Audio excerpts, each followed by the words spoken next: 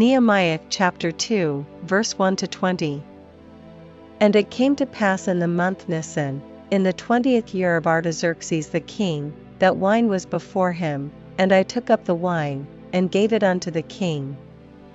Now I had not been beforetime sad in his presence.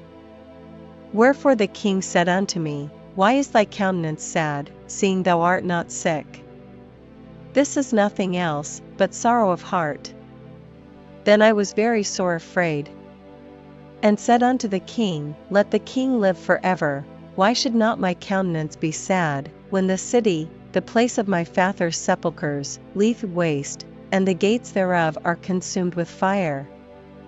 Then the king said unto me, For what dost thou make request? So I prayed to the God of heaven. And I said unto the king, If it please the king, and if thy servant have found favor in thy sight, that thou wouldest send me unto Judah, unto the city of my father's sepulchres, that I may build it. And the king said unto me, the queen also sitting by him, For how long shall thy journey be? And when wilt thou return? So it pleased the king to send me, and I set him a time. Moreover, I said unto the king, If it please the king, let letters be given me to the governors beyond the river, that they may convey me over till I come into Judah.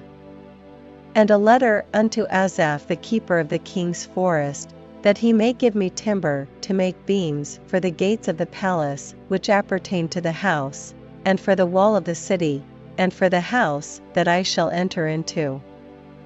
And the king granted me, according to the good hand of my God upon me. Then I came to the governors beyond the river, and gave them the king's letters. Now the king had sent captains of the army and horsemen with me.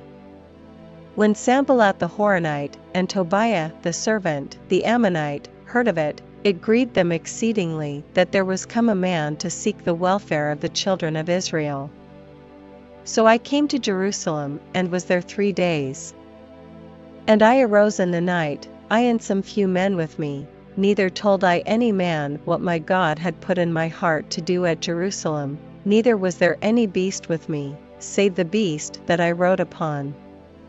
And I went out by night by the gate of the valley, even before the dragon well, and to the dung port, and viewed the walls of Jerusalem, which were broken down, and the gates thereof were consumed with fire.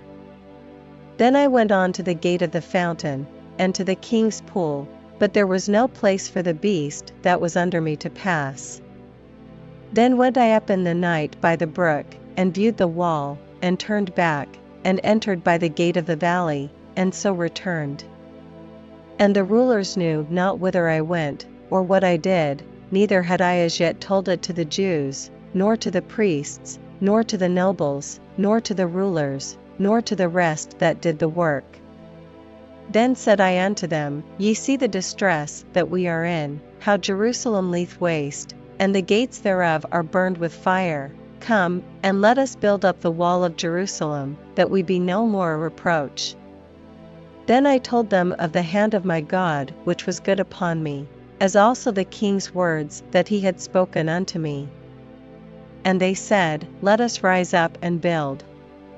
So they strengthened their hands for this good work. But when Sanballat the Horonite, and Tobiah the servant, the Ammonite, and Geshem the Arabian, heard it, they laughed us to scorn, and despised us, and said, What is this thing that ye do? Will ye rebel against the king?